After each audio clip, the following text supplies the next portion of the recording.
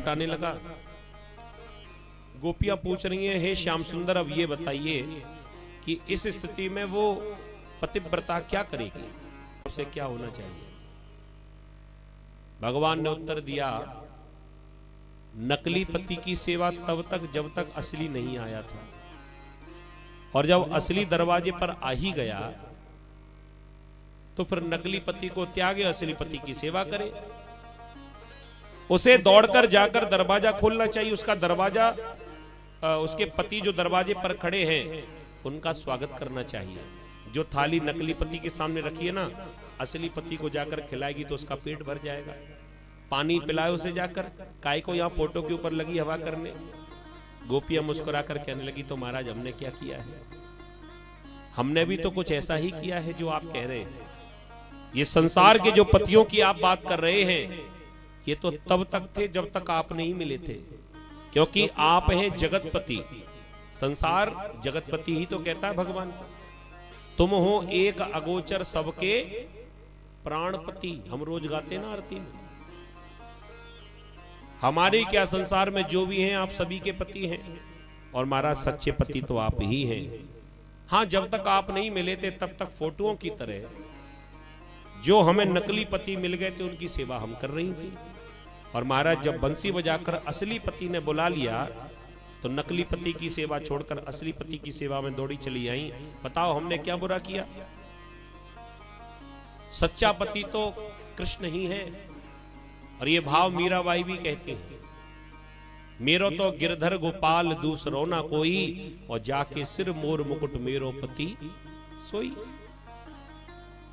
मैया रुक्मिणी क्या कहती है, ऐसी पहनु चूड़ी जो कबहू न टूटे, ऐसा वरु दुल्हा जो कबहू न छूटे, अटल सुहाग की बिंदिया लगा दो, मुझे श्याम सुंदर की दुल्हन बना दो। ये भजन कौन कौन गाता है जरा बताओगे आप लोग? माताएं तो गाती होंगी ना। अच्छा, हाथ का इशारा कर दो, कौन कौन गाता है ये भजन? किस किस ने सुना है, किस किस ने गाया है? आओ मेरी सखियों मुझे मेहंदी लगा दो, और मुझे श्याम सुंदर की दुल्हन बना दो। आप लोग गाती हो? माताएं गाती होंगी, बता नहीं रही है। एक बात बताओ जरा, प्रैक्टिकल हम पूछना चाहते हैं।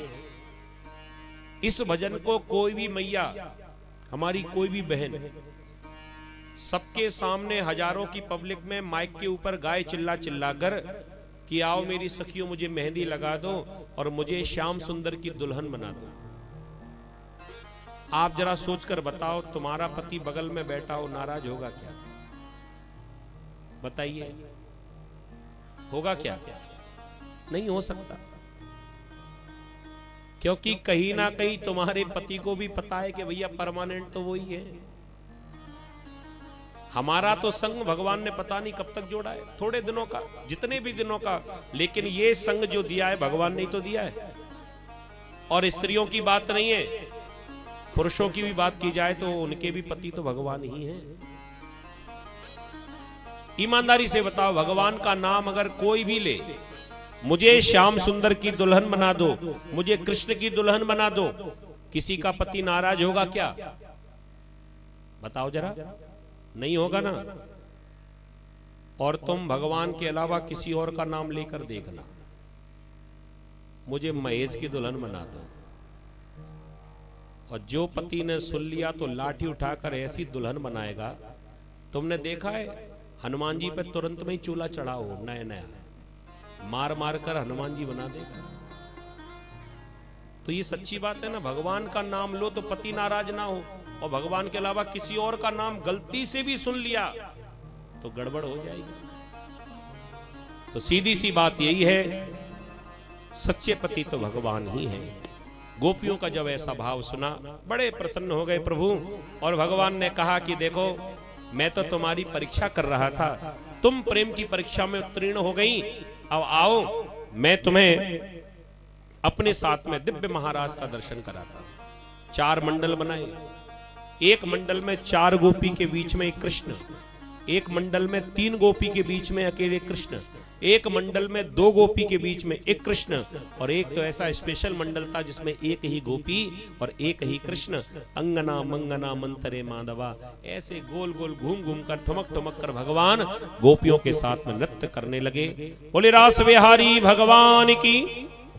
इसके बाद जब गोपियों को अपनी सुंदरता पर अभिमान हो गया, हम बड़ी सुंदर हैं, 3 लोक का स्वामी जो सबको सुंदरता प्रदान करता है, इतना सुंदर होने के बाद भी हमारी सुंदरता पर रीझ गया है। गोपियों को अभिमान हो गया। और भैया यही समस्या है, भक्ति चाहे कितनी भी मन में आ जाए, लेकिन भक्ति के संग कहीं अभिमान आ गया तो सारा काम बेकार। बिल्कुल भक्ति वैसी हो जाएगी जैसे धूल में गिरा हुआ रसगुल्ला, मीठा तो है लेकिन साथ में धूल भी लगी हुई है। भक्ति तो बहुत है लेकिन भक्ति के साथ में अभिमान भी है, कल्याण नहीं हो सकता। भगवान ने इन गोपियों को सबक सिखाने के लिए तुरंत एक लीला कर दी, और गोपियों के मध्य में नृत्य करते करते कब गायब हो गए किसी को पता नहीं चला। सब गोपियों को छोड़ दिया। सुखदेव जी कहते हैं लेकिन एक गोपी ऐसी है जिसको अपने साथ में लेकर गए, और वो गोपी कौन हो सकती है? भागवत में उसका नाम तो नहीं आया। सुखदेव जी ने मात्र इशारा किया है कि एक गोपी है जिसको साथ लेकर गए हैं। आप बताओ वो गोपी कौन हो सकती है? अरे हमारी राधा रानी किशोरी जी के अलावा और कौन हो सकती है? किशोरी जी को अपने संग में लेकर गए हमारे प्रभु। लेकिन एक अचंभे की बात है, सब गोपियों को छोड़ा, राधा रानी को संग में लिया, लेकिन आगे चलकर थोड़ी देर बाद भगवान ने राधा रानी को भी छोड़ दिया। क्यों? क्योंकि हमारी किशोरी जी को सौभाग्य मद हुआ। हालांकि भागवत में राधा रानी का नाम कहीं आया नहीं, ये तो मात्र संतों का भाव है, शायद इसलिए भगवान ने छोड़ दिया होगा। केवल यही नहीं, पूरी भागवत में 18,000 श्लोक में कहीं भी राधा रानी का स्पष्ट नाम नहीं है। इसके पीछे भी कारण है। 7 दिन के भीतर परीक्षित जी को पूरी भागवत सुनानी है। वेद व्यास जी महाराज ने लेखन करने से पहले ही ध्यान दिया, क्योंकि मेरा पुत्र सुखदेव ये कथा सुनाएगा, और सुखदेव की इष्ट है राधा रानी। वैसे भी इष्ट का नाम अगर मैंने यहां पर लिख दिया, राधा रानी का नाम स्पष्ट लिख दिया, तो इतना प्रेम करता है राधा नाम से कि कहीं मुंह से गलती से भी राधा शब्द निकल गया तो नाम लेते ही मेरे बेटे सुखदेव को समाधि लग जाएगी। और कहीं समाधि लग गई सुखदेव को तो परीक्षित जी को कथा कौन सुनाएगा? इसलिए कहीं भी राधा नाम स्पष्ट लिखा ही नहीं।